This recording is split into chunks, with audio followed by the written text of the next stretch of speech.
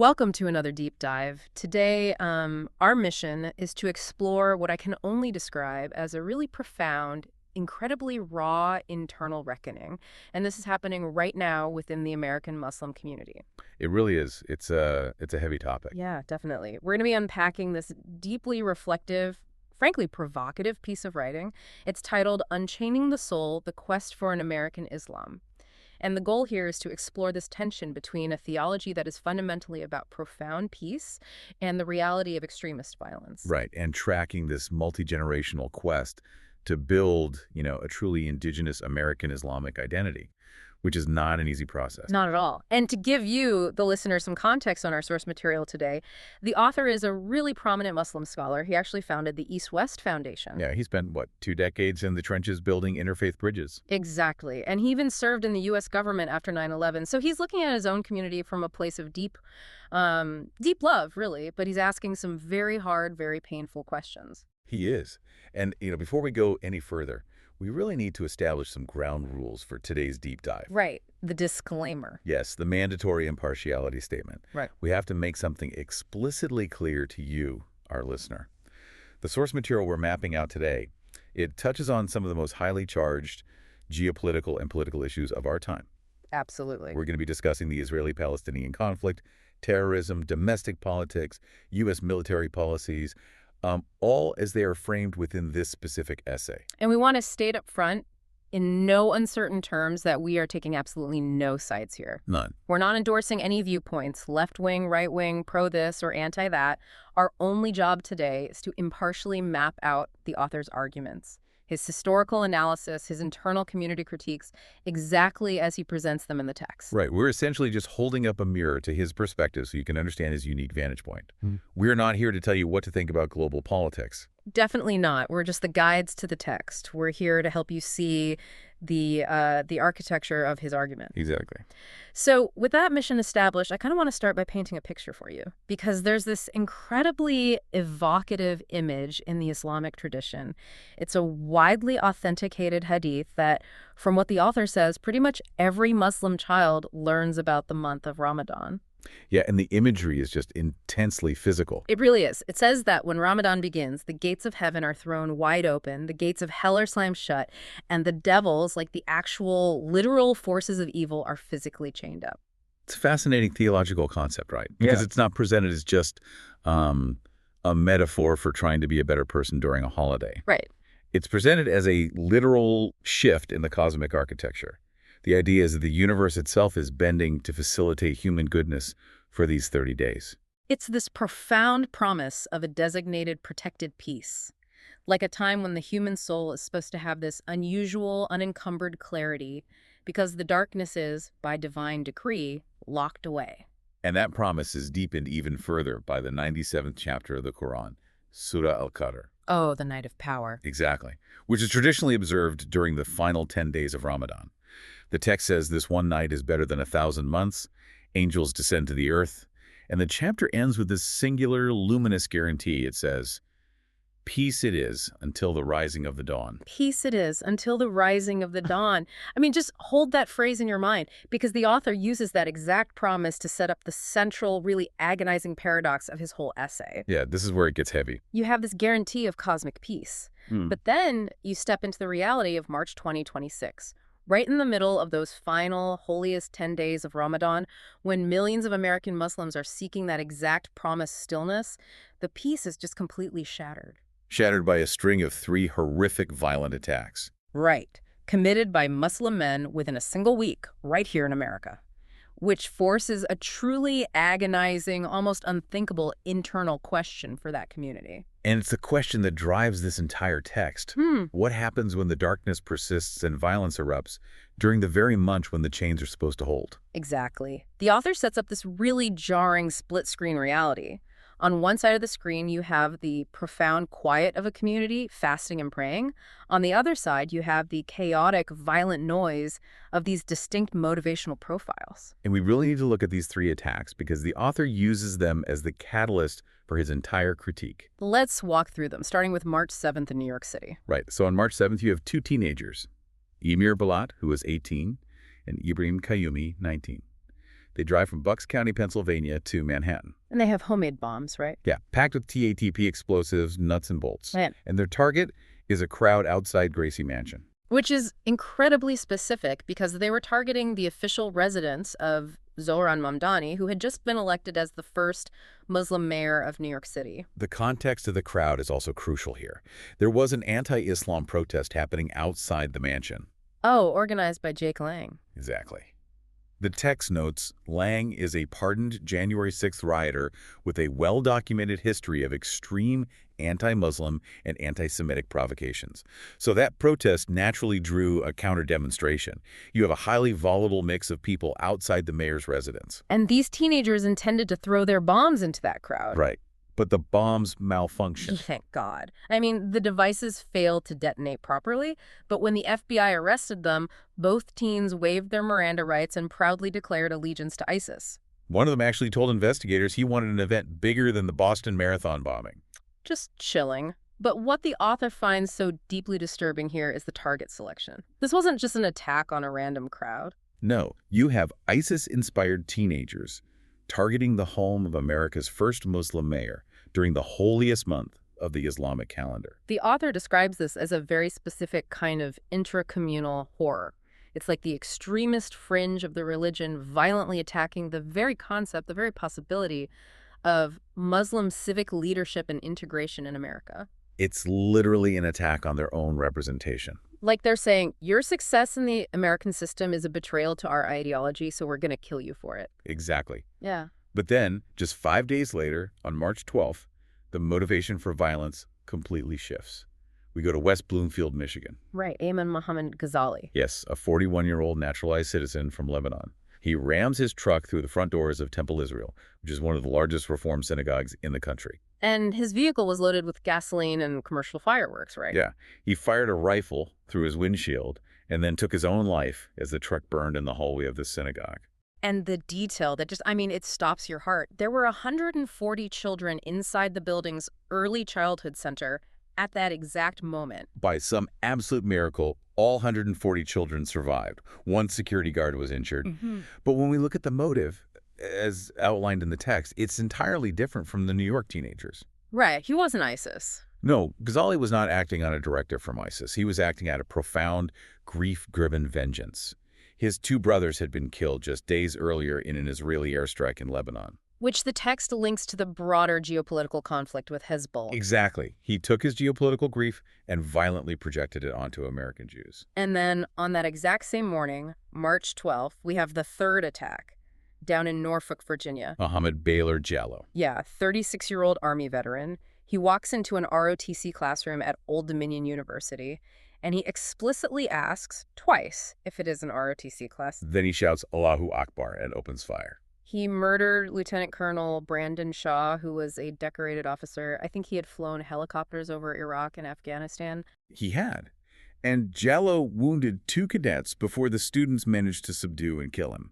And again, Jallow's profile is entirely distinct. Because he was a convicted ISIS supporter who had just been released from federal prison, 3 months prior? Right. This is a case of jihadist recidivism, specifically targeting the American military apparatus. So think about what we just laid out for you. Think about looking at this split screen. It's deeply disorienting. It really is. You have a holy month dedicated to cosmic peace, interrupted by ISIS ideology targeting a Muslim mayor, Hezbollah-linked geopolitical grief targeting an American synagogue, and violent jihadist recidivism targeting the American military. And if you're sitting in a mosque leadership meeting trying to make sense of this, how on earth do you process it? How do you grapple with the fact that your own faith is being weaponized in 3 completely different ways in a single week? Well, the author points out that the immediate instinct for many in the community is to point to statistics. And he actually validates that instinct, right? Yeah. He establishes a vital statistical baseline in his essay. He says unequivocally that the overwhelming majority of American Muslims, over 99.99% of the roughly 3.5 million co-religionists in America, are peaceful, law-abiding citizens. Right. He makes the point that America has many forms of violence. We have school shootings, white supremacist massacres. No single religious or ethnic community owns the phenomenon of American violence. Right. He isn't saying Muslims are uniquely violent, but he is saying that these specific attacks, in their variety and their timing, highlight a unique failure. And that's where his thesis pivots. He asks, if these acts represent a statistically microscopic fraction of the community, why are they happening at all? His argument is that these three men represent a massive, glaring institutional deficit. They're symptoms of a community infrastructure that is failing to address the tiny yet lethal fraction of people who are falling through the cracks of identity formation. Okay, so if the institutions are failing these vulnerable individuals, we have to ask, what exactly is the nature of that failure? And that brings us to the author's critique of how the major American Muslim organizations have historically responded to these exact types of crises. To understand that critique, we have to look at how these institutions were built in the first place. Over the past 4 decades, major Muslim organizations were constructed. Groups like ISNA, the Islamic Society of North America, KR, the Council on American Islamic Relations. and MPAC, the Muslim Public Affairs Council. And the author points out a really fascinating sociological parallel here. They were consciously modeled after American Jewish institutions. Right. The text quotes Imam Faisal Abdul Rauf, noting the direct parallels. Like the American Arab Anti-Discrimination Committee mirrors the Anti-Defamation League, the ADO. ISNA parallels the Union for Reform Judaism. AR echoes the American Jewish Committee. They looked at a minority religious group that had successfully integrated into America and built incredible civil rights infrastructure, and they basically copied the blueprint. They did. And the author acknowledges they've done critical, necessary work defending civil rights, fighting workplace discrimination, combating bigotry.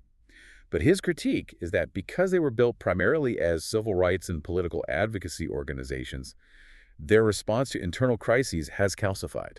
Right. Specifically regarding violence committed by Muslims, it's turned into a rigid, predictable playbook. He calls it the distance, deflect, defend formula. Distance, deflect, defend. When I read that, I instantly thought of corporate PR crisis management. I mean, think about the last time you saw a massive corporate brand deal with a scandal where a rogue employee did something terrible. I would absolutely see the exact same playbook. Right. Step 1, distance. This person does not represent our company's values. Or in this case, this act does not represent Islam. Step 2, deflect. Look at these other external factors that caused this. In the corporate world, it's a failure of a third-party vendor. In this context, it's American foreign policy or systemic Islamophobia. And then step 3, defend. Our core brand, our religion, is fundamentally one of peace. It is exactly a PR strategy. And the author is very careful to note that each of these 3 steps contains a kernel of objective truth. Right. Islam is a religion of peace to its adherents. Aggressive foreign policy does impact radicalization cycles, and terrorists do not represent the majority. But his profound critique is that when you rely solely on a PR playbook, you're evading the deeper theological reckoning required.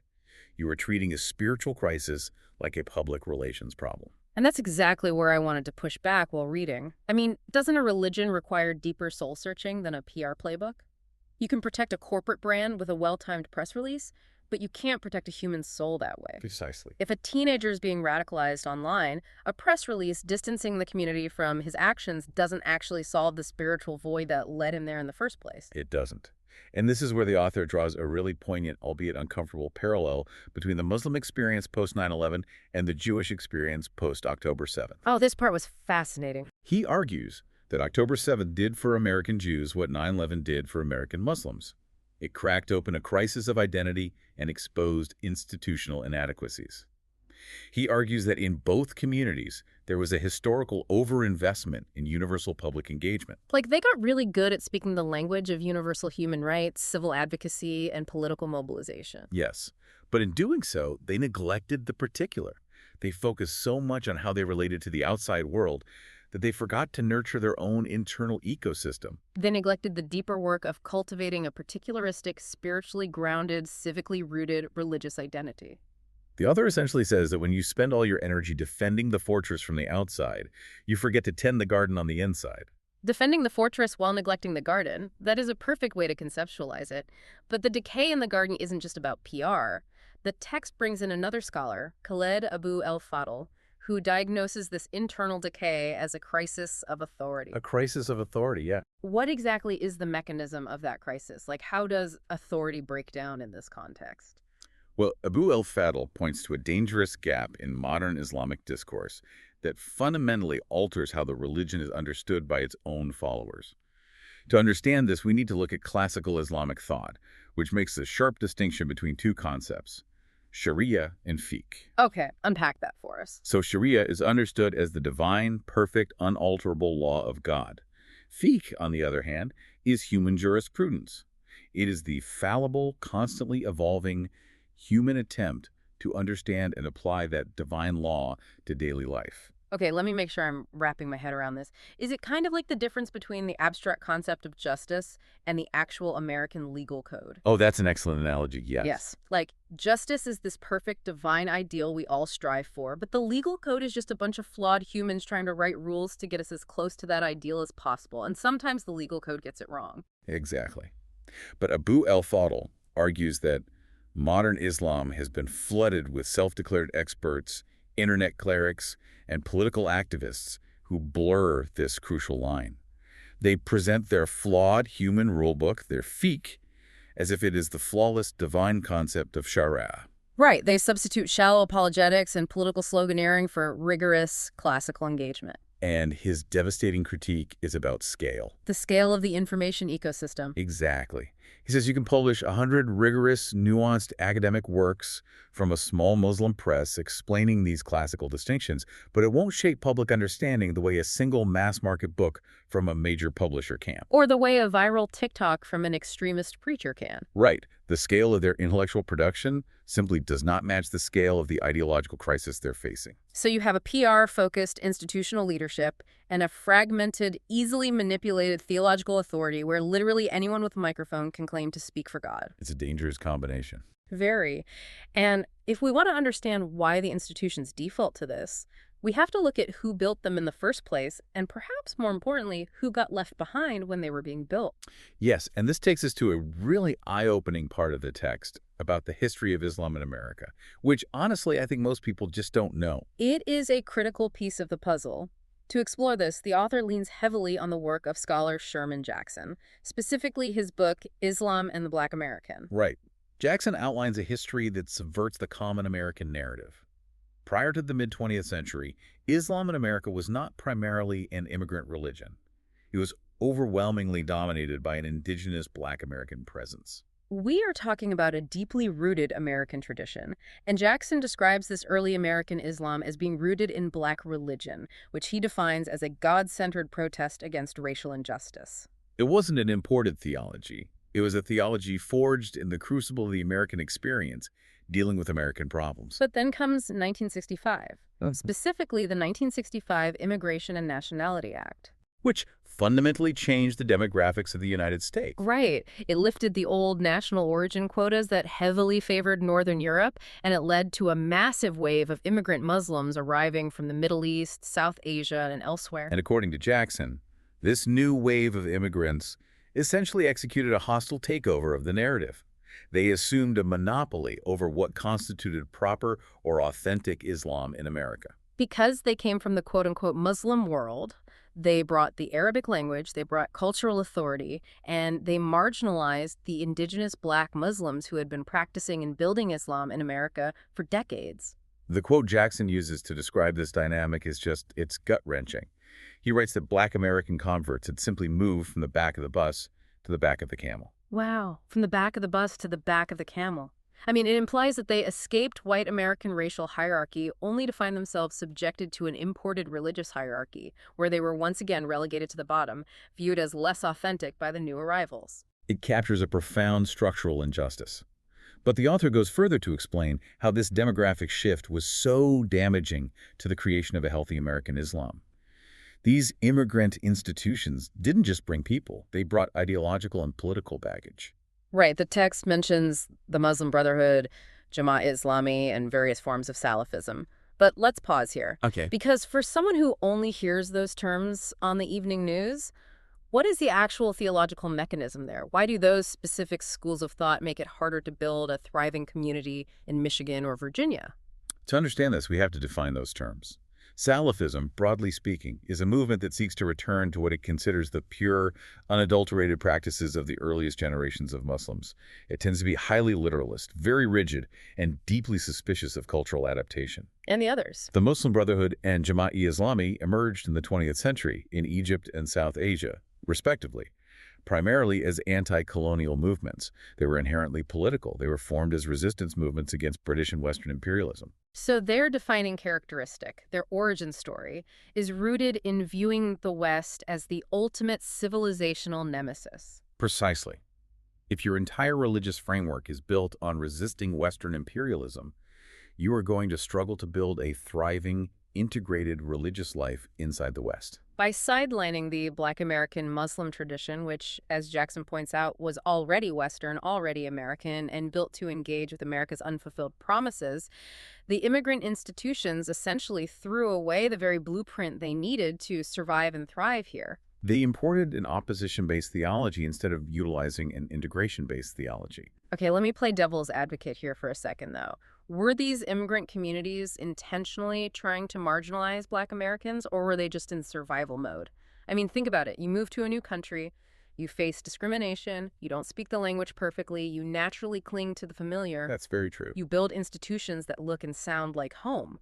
Is it possible it was less of a malicious, calculated takeover and more of a tragic sociological collision? That's a very fair distinction, and sociology certainly plays a huge role. It's entirely natural for immigrant groups to insulate. You see it in Little Italy, you see it in Koreatown, but the result is what the author was critiquing. Right.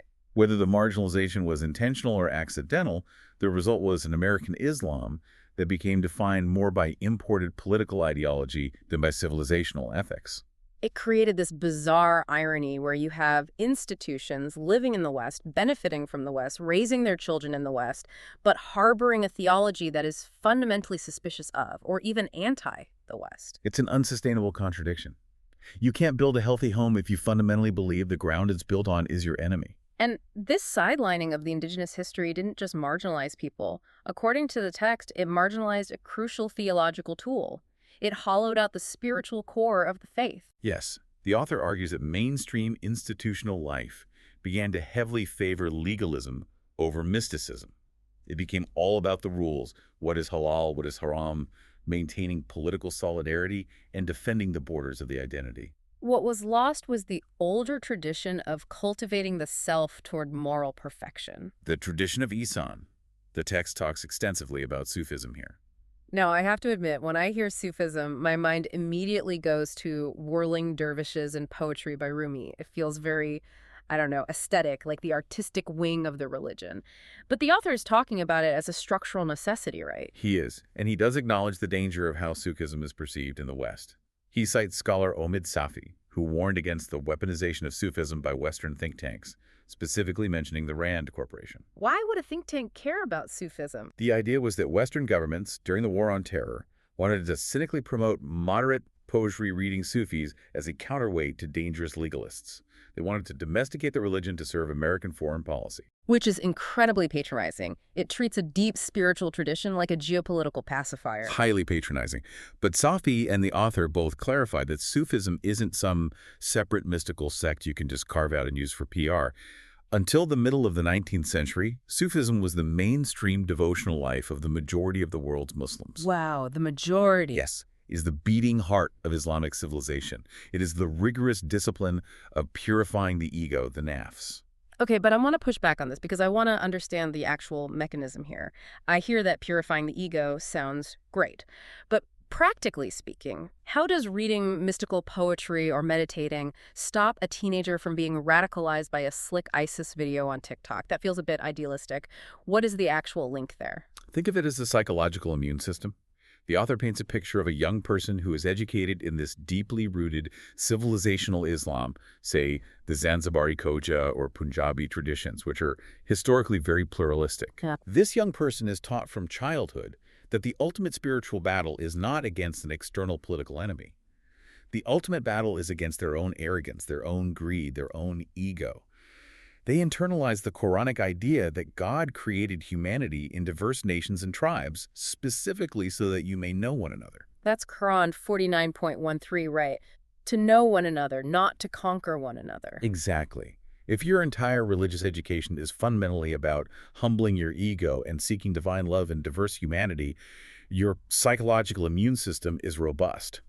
When ISIS comes along with their slick, nihilistic, simple-minded propaganda that says, here's a gun, here's the enemy, kill them and go to heaven, your spiritual immune system rejects it. Because it looks spiritually shallow and grotesque to you. Right. But if your Islamic education was nothing but political grievance, rigid black and white rules, and anger at the West, Then you have a void. And the violent propaganda fills that void perfectly. It gives you a sense of cosmic importance without requiring any actual internal spiritual work. You don't have to fix your flaws, you just have to attack the enemy. exactly. So if his mystical center was lost in the mainstream, were there any movements trying to keep an indigenous, spiritually grounded American theology alive? The author identifies 3 peripheral movements that offer genuine resources for this kind of grounded theology, but notes that all 3 were sidelined by the mainstream for different reasons. First, there was Warith Deen Muhammad's movement. Right, he was the son of Elijah Muhammad. Yes, and he famously transitioned the Nation of Islam toward mainstream Sunni orthodoxy. He essentially tried to synthesize the Black American indigenous experience with classical Islam, offering a truly American theological language. But the text notes that his movement largely fragmented after his death in 2008, losing much of its institutional momentum. Correct. Second is the Ahmadiyya community. They have been in America for a century. Their motto is literally love for all, hatred for none. That sounds perfectly aligned with what the author is calling for. It is. They are deeply civically engaged. They run hospitals. They emphasize peace. But they are rejected by the vast majority of Sunni Muslims because of their founders' messianic claims.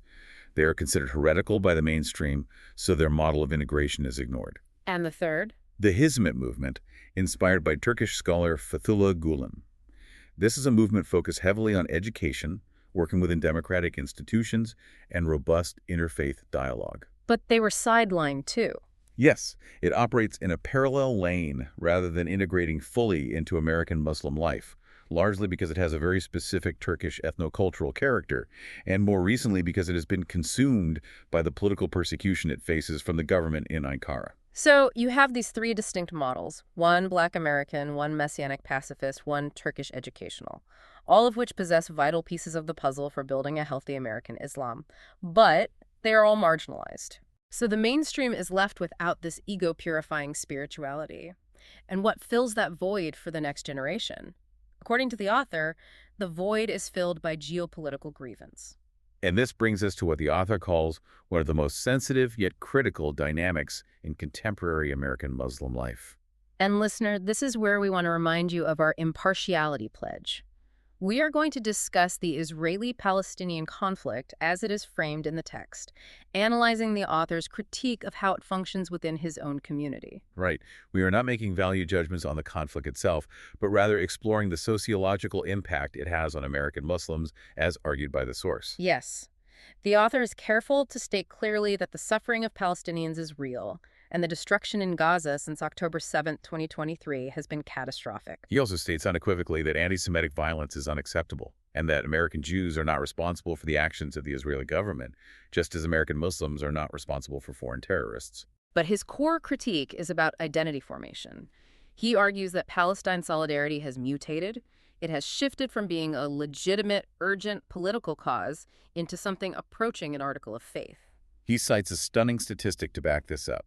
61% of Muslim voters in swing states name Gaza as their top priority, above healthcare, above the economy, above local schooling. He argues that something breaks in a religious tradition when political solidarity displaces theology, ethics, and spiritual formation as the primary marker of what it means to belong to the religion. He quotes scholar Tom Fitchine, who observes that some of the most famous spokespeople for Palestine use a purely secular framing, language of decolonization, intersectionality, and Marxism, and that actually supersedes Islamic sentiment. And he also brings in Einat Wilf, an Israeli writer. Now, even though she writes from a completely different vantage point, the author finds her observation about semantic manipulation crucial. Semantic manipulation is the idea that words can be emptied of their original meaning and weaponized for a new purpose. And the author believes American Muslims are practicing this when they hollow out the rich, complex language of Islamic ethics and replace it entirely with the vocabulary of political mobilization. Because the cost of this displacement is massive.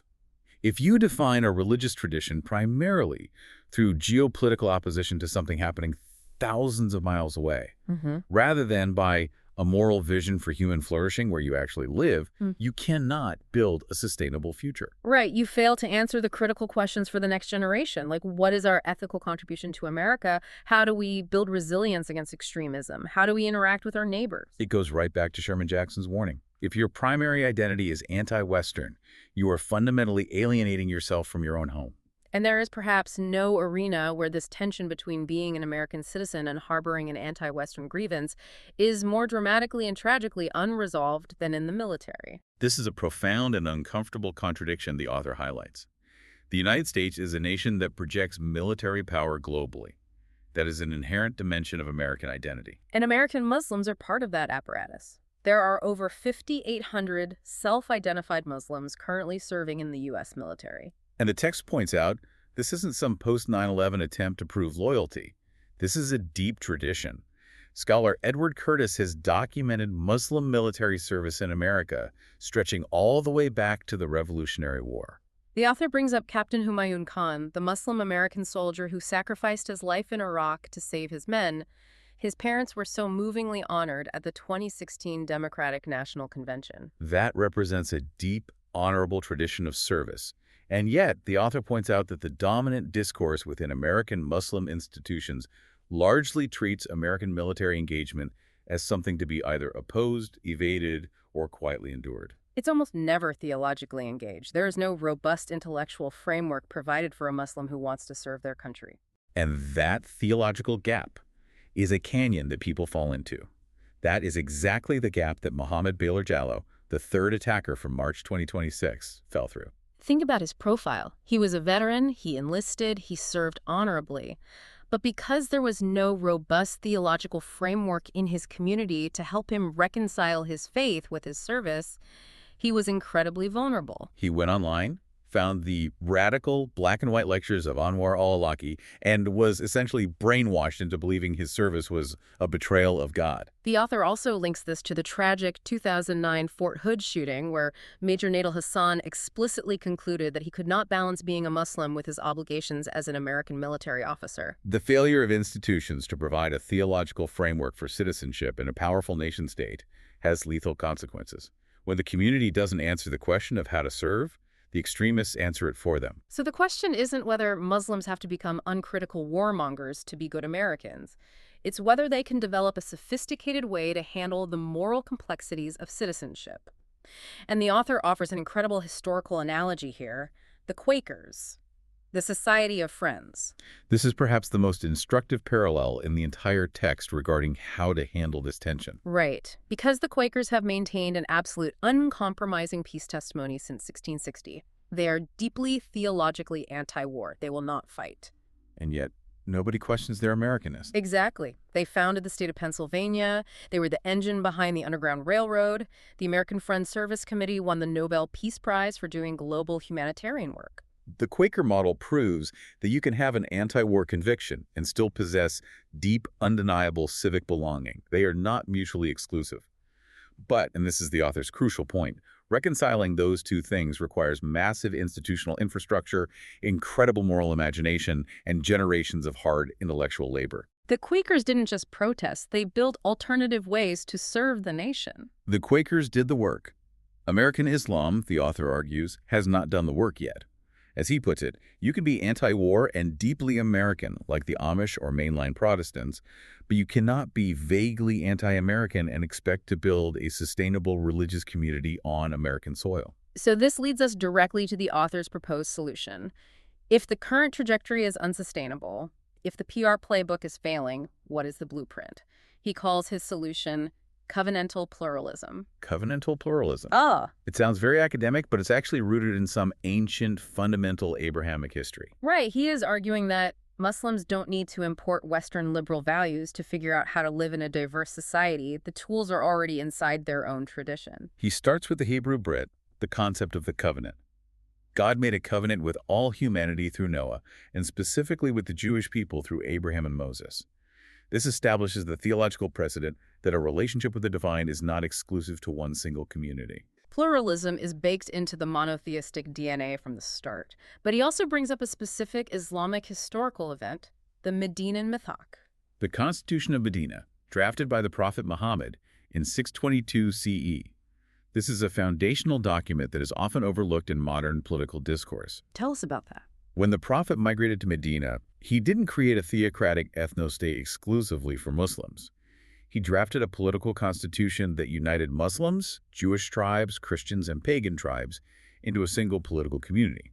They shared mutual defense obligations while maintaining their own religious autonomy and legal systems. So pluralism was literally the Prophet's own political innovation. It wasn't forced on him by a modern UN mandate or Western pressure. It was his idea. Exactly. And the author connects this back to that Quranic verse we mentioned earlier, 49.13, where God says, "We created you from a single pair of male and female, and made you into nations and tribes that you may know one another."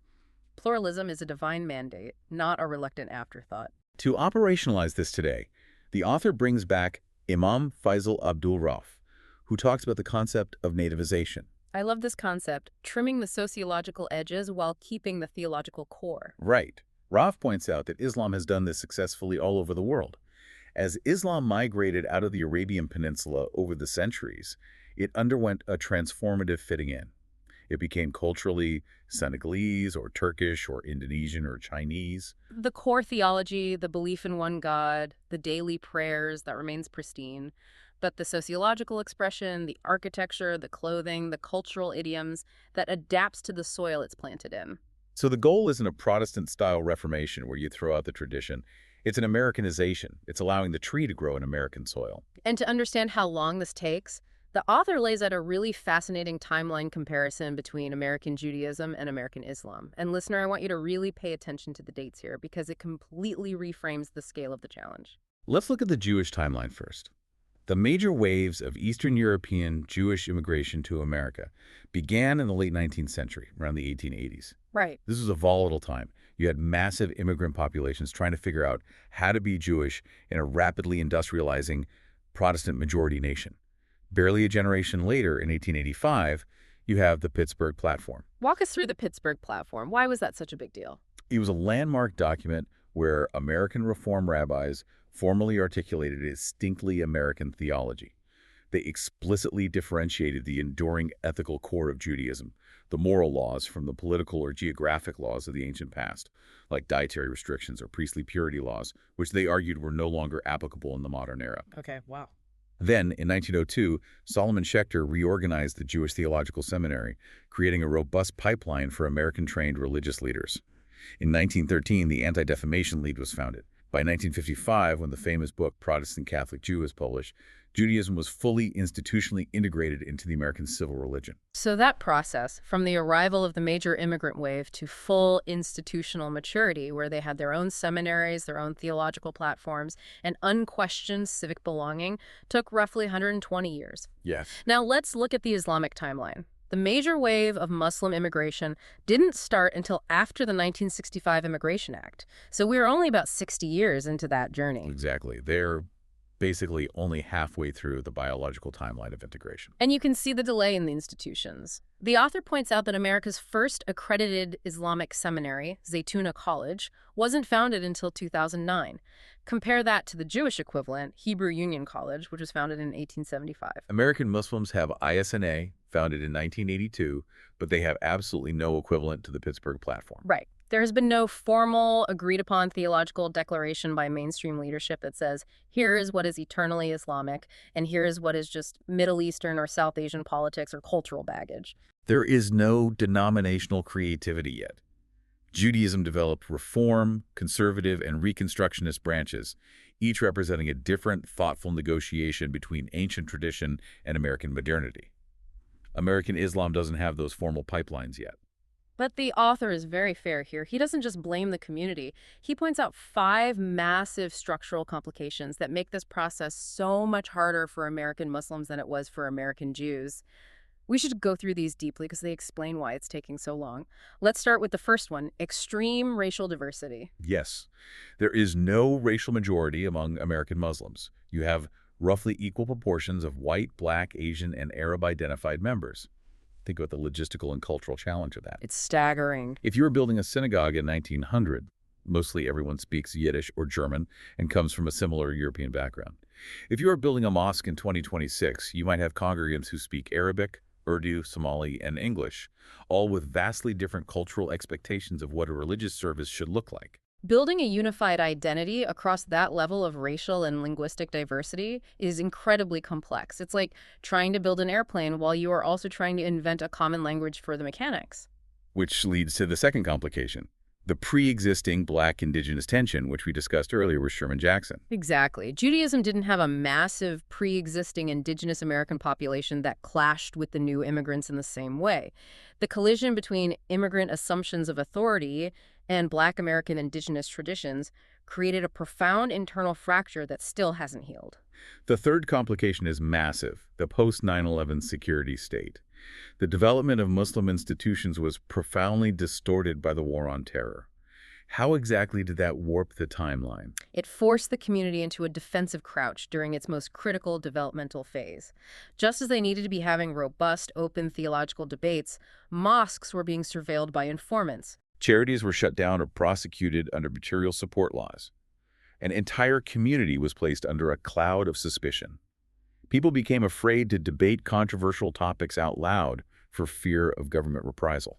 The author notes that while early 20th century anti-Semitism is an instructive comparison, the apparatus of the post-9/11 national security state applied pressures and surveillance that have no precise parallel in Jewish American history. It's hard to have a vulnerable internal reckoning when you know the FBI might be listening in the back row. Definitely. The fourth complication is something I find fascinating, the lack of centralized ordination. Right. Unlike the Catholic Church, where the Vatican can defrock a rogue priest, Sunni Islam has no central authority. It doesn't have a centralized rabbinical system like the ones that emerged in American Judaism. So if a guy in a basement in Virginia declares himself an imam, sets up a YouTube channel, and starts preaching a highly politicized, extremist interpretation of the faith, there is no structural mechanism to revoke his credentials.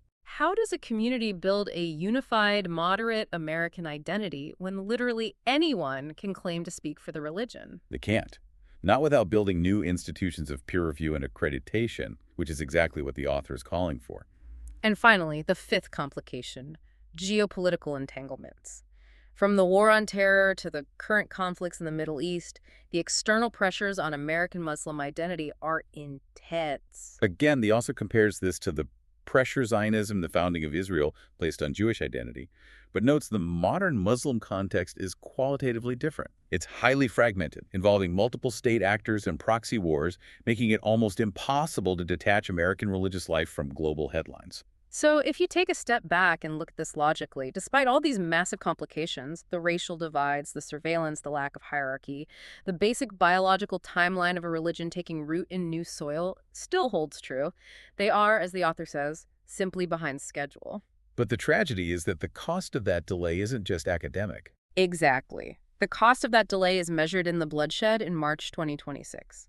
Every year, without this infrastructure, leaves another teenager like Mir Balat or another veteran like Baylor Jallo vulnerable to the void.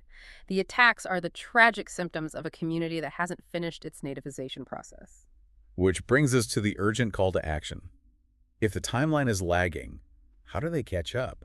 What does the blueprint for the future actually look like? The author lays out a very clear four-part blueprint. First, he says mosques have to fundamentally change their function.